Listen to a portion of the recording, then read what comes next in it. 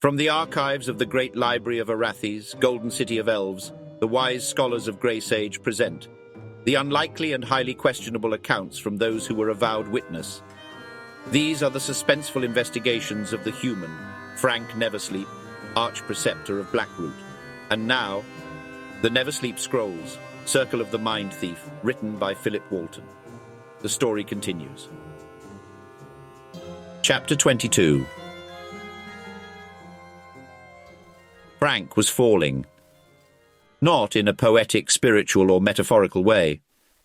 He was actually thrown backward in his chair by the men who barreled past him in a headlong effort to help their boss.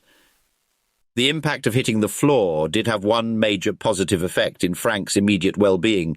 His hand was jarred loose of its grip upon the pendant, and its magical effects immediately stopped. Fraenk lay dazed on the floor.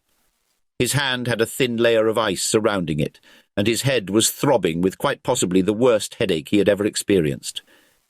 He lay there dazed for a time, letting his senses slowly return to normal before he dared himself to get up again. Joeth was not as fortunate. For several long minutes he convulsed, foaming from the mouth, then finally lay still. He was breathing, but completely unconscious. Fraenk joined the scrum of people helplessly looking in on Joeth. One of the men had already been sent to fetch their local healer. Fraenk knew things were much more serious than that. "You have to take him into the city right now," Fraenk ordered the man with beaded braids and tattooed shoulders whose name he thought was Tyson. "You did this to him!" Tyson shouted, pushing Fraenk back. Several of the other men turned too. All of them looked scared and angry, looking for someone to blame. "Hey, I was on the floor too!" Fraenk shouted back. "It's that smoke, whatever he mixed in that tobacco. I'm lucky I only had a little bit." Fraenk knew this was a lie, but if they found out it was him, Fraenk and Nim would both get their throats cut and be buried in the mudflats. Tyson glared for a few tense moments, then his face crumpled in a frown. "We kept warning him that stuff was bad," he whimpered. "Listen, you have no time to waste. Get him to a temple healer as fast as you can, understand? The ones in Blackroot are his best chance, and the sooner he gets there, the better his chances are of not dying." He could tell by the man's reaction that the gravity of this situation finally sunk in. Fraenk pulled a tabletop sideways beside them. "Here, set him on this and each take a corner. Use it as a litter to carry him that way." Tyson nodded, and the other men quickly and carefully set Joeth on the tabletop. They carried him out the door of the bar and off into the night, bickering and cursing each other the entire time. Fraenk soon found himself standing with one crying barmaid. He turned to her and pressed one of the emergency coins he carried on an inside pouch strapped across his chest into her hands. "Please tell my friend Nim that I had to leave. He should head back to the district whenever he's capable of walking again. You'll do that?" The woman nodded and wiped her eyes. "How did that happen to Joeth?" she asked as Fraenk was about to leave. "I'm not really sure," Fraenk said, his fingers clutching the cold and shifting chained mass through the fabric of his pocket. It seemed to be silently scolding him.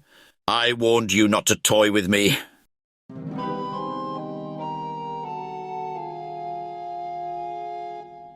Fraenk took an alternate route back into the city so he could avoid running into the litter-bearing crew that was carrying Joeth.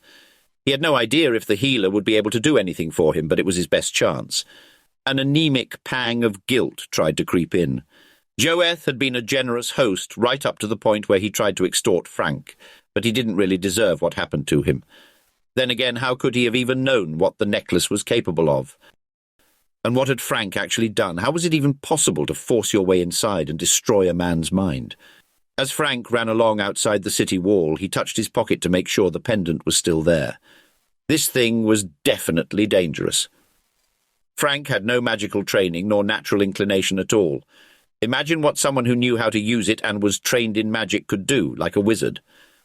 Fraenk knew he definitely needed to find a safe place to stash this thing so that it would not fall into the wrong hands. Fraenk thought about having his own safe commissioned and infused with protection spells and wards. A place where he could keep all these items which seemed to accumulate with the job. He was already running out of space in his hiding stash behind the bookshelf. It wasn't the most secure place to store things anyway. Any reasonable thief who knew where to look could break in and steal his stuff.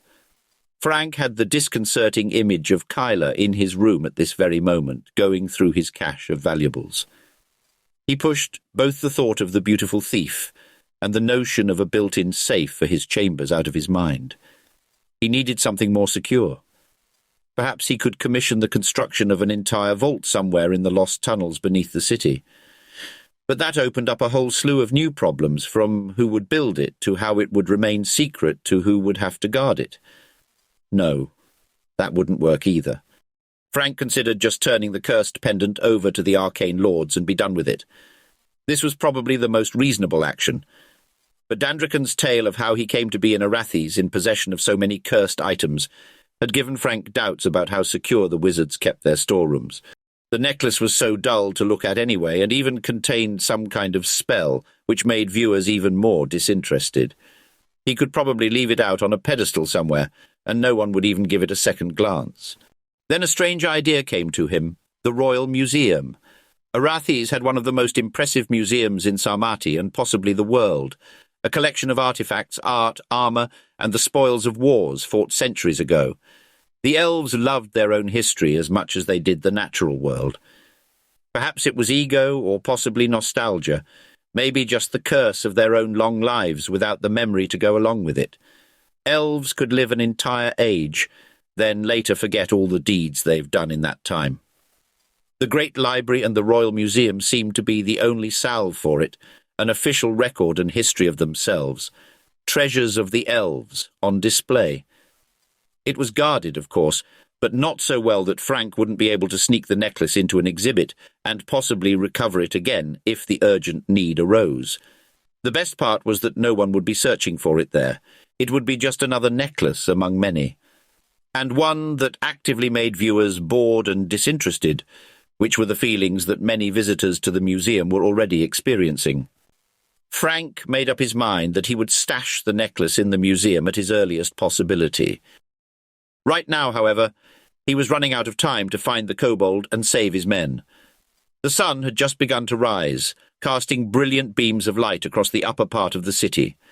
The tower he saw in Joth's mind was like nothing he recognized anywhere in the city or its outlying vicinity. Nor did the path leading to it look familiar. Was this hiding place somewhere far out in the hinterlands? The idea made a cold chill run across his skin. Fraenk tried to focus on the last image that Joth had in his mind before it all went foul, the city gate. If he knew where to start, he could find the destination, since no other landmark presented itself within the recollection. But what he saw in Joth's mind was just a brief flash of the gate, with the doors shut and the portcullis down. Even the design of the gate itself wasn't familiar. This was not helping. It was as if it wasn't a memory of something witnessed at all. Fraenk stopped in his tracks. The gate wasn't anywhere in the city because it wasn't real. If it was, the details would have been sharper, accompanied by other senses. This was just an image because it was imagined. And if that was the case, Fraenk could guess that the other things he saw in Joth's mind were also imagined. Had the bastard been lying about what he knew?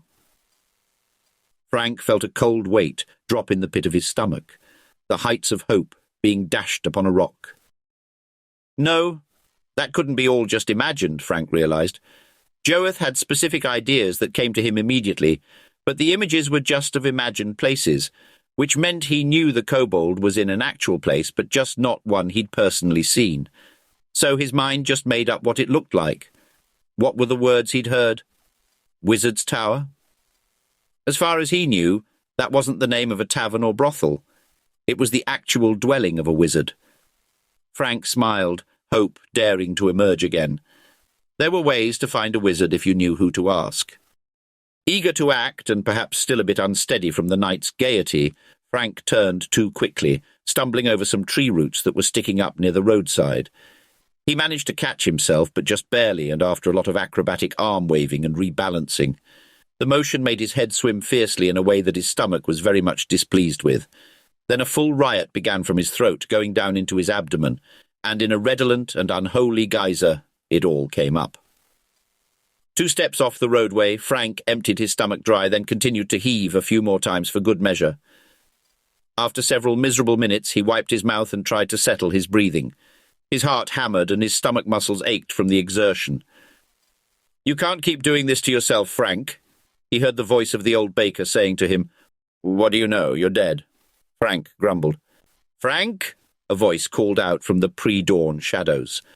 Fraenk turned to see the tree roots suddenly move. They weren't roots at all, but a man's legs. The top half of him sat up, wrapped in a blanket. "What are you doing out here?" the man asked him. The voice was familiar, but he couldn't place it. "I had some business, but it's all sorted now," Fraenk replied, trying to whip his mind into placing who this man is.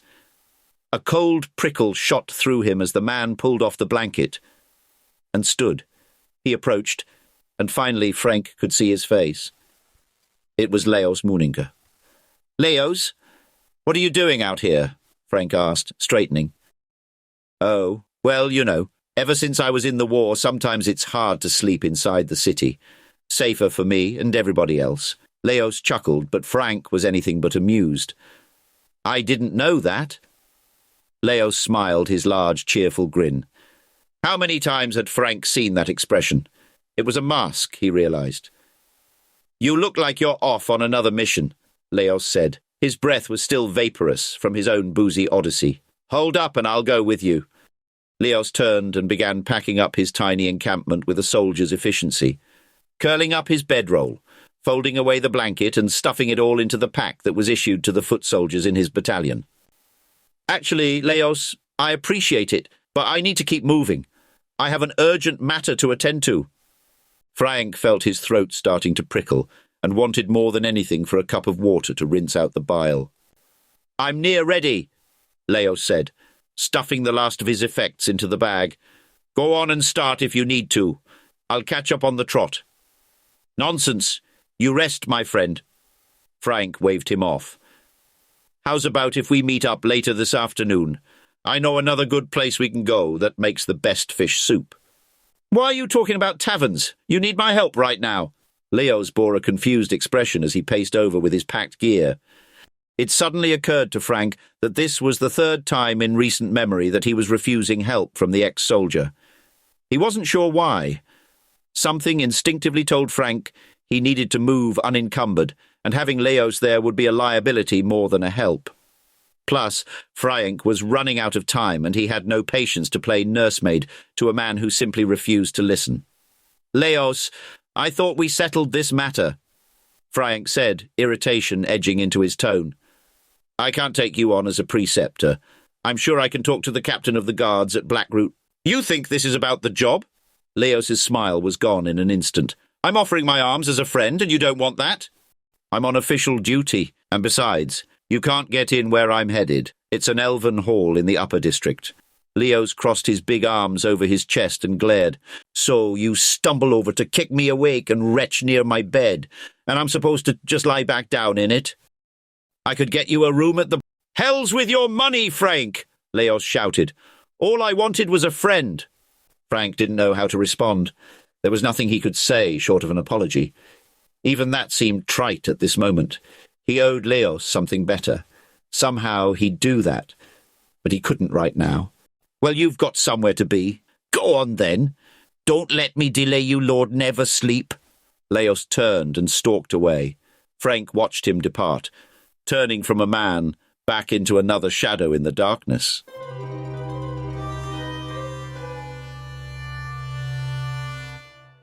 From its earliest days, the elven high lords of Arathis all agreed that magic and its usage should not be permitted within the city proper.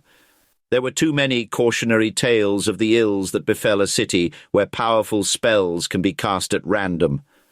Wanton death and destruction from those using magic for evil. Dark forces summoned to run amok. Entire cities being held hostage by the mad whimsy of a foul enchanter. Or worse, communities battered to a stalemate between multiple wizards. The problem they faced was how to enforce a complete ban on magic use. Their answer was naturally to use magic, and apparently irony. The Bureau for the Management and Registration of Magic, or as it was now commonly referred to, the Registry, was formed to regulate not only how and what magic should be used in Arathis, but more importantly, who could use it. This body of learned wizard bureaucrats were able to heavily regulate and restrict any who wanted to toss a spell greater than a light room or spark fire. Anyone elf or human who did not comply with the rules would face severe punishment, depending on the type of spell and its resulting effects. Those permitted to use magic had to pass a licensing exam, competency test before the registry elders, and pay a small fortune in fees for the various permits, documentation, and certificates. Not only did you have to be a capable magic user, but also have a deep coin purse to go with it. In the early days, the registry's enforcement arm, who were called the Arcane Lords, were obsessive about keeping unauthorized magic users and magical creatures out of the city. They had detection spells cast strategically throughout Arathis and were ready to respond on a moment's notice. And respond they did, with a vicious fanaticism. There were many setbacks in those first centuries, but through merciless enforcement, the city's spell-free reputation took hold and even became the norm for other areas in the region. Eventually, the active combat work of the Arcane Lords became more infrequent and less severe. Their mighty enforcers moved on to the good work of magical scholarship instead, and the battles of arcane superiority became more conceptual. This fighting, if it could still be called that, now took place in dank rooms below ground, as the Arcane Lords spent their time poring over dusty ancient tomes in order to prove oneself superior through a caustic exchange of sharply worded correspondence between rival colleagues. Nowadays, it was reasonable to assume that there were no unlicensed wizards in Arathis. Even dressing too much like one was a good way to be reported on and brought in for questioning. Those authorized and with permits would tell you it was hardly worth the trouble, for the registry required a magic user to maintain updated personal information on file with them, and could drop in on them unannounced at any time. This was quite annoying for anyone who wanted to keep their spellwork private. But such information was tremendously handy for someone who, for example, was just now looking for a registered wizard who resided in a tower, somewhere in Arathis. All Fraenk had to do was slightly misuse his authority as the arch-preceptor and sweet-talk the shy receptionist, who just so happened to be smitten with Fraenk. "I'm sorry, Fraenk. We have no record of such a wizard," Glynnet, the curvy elf at the registry, said, after checking the ledger 3 times. She looked up at him with dark eyes and fluttering lashes. "He's got to be here somewhere," Fraenk said to himself. "What if he didn't register, or was in hiding?" "Even using a small charm or being in possession of a magical item can trigger an alarm, and most casters don't go a full day without spelling on something," she added. "Once a wizard, always a wizard, as we say." Fraenk had to believe her. Wizards trained lifetimes to learn their craft, and was something they were immensely proud of. It was not something that they would soon give up, even if it meant the indignity and expense of registering. And Fraenk supposed that running afoul of the Arcane Lords wasn't the risky proposition that it once was. Could there be one such man out there evading both detection and capture? Only another wizard could manage that. Fraenk paced the cavernous lobby, which was the only part of the Magic Registry that was open to people not employed there. He began to wonder if perhaps his headlong rush all the way up here was not a huge waste of time. If anyone should know about a wizard in town, it would be the registry. And yet they didn't.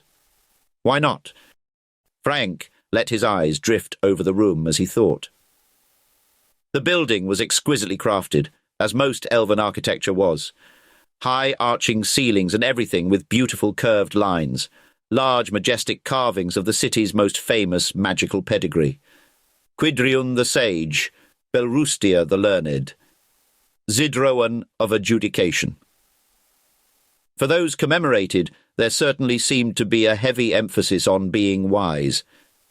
And yet they still lacked the answers he was looking for. He turned to gaze out at the open windows which gave a vista of the harbour. He could see the port full of ships, their tall masts bare, the flare of the lighthouse light passing around its continuous circuit of the lake. Seabirds wheeled and turned in the air currents, chased by some dark, flapping bat-like creature. Something prickled at his mind like a task he was supposed to remember to do, but then just as quickly slipped away. Fraenk turned back to Glynnet, who was leaning forward at her work desk, looking through the registry again. A curl of her hair had come loose and dangled against her nose. Glinne blew at it and gave Fraenk a playful smile. He could tell she genuinely was trying to be helpful, but his query was indeed a vexing one. Fraenk went over what he knew so far. No registered wizards lived outside the city, not in towers, not in houses, hovels or caves. The place he was looking for apparently didn't exist. "What if he quit?" Fraenk asked suddenly.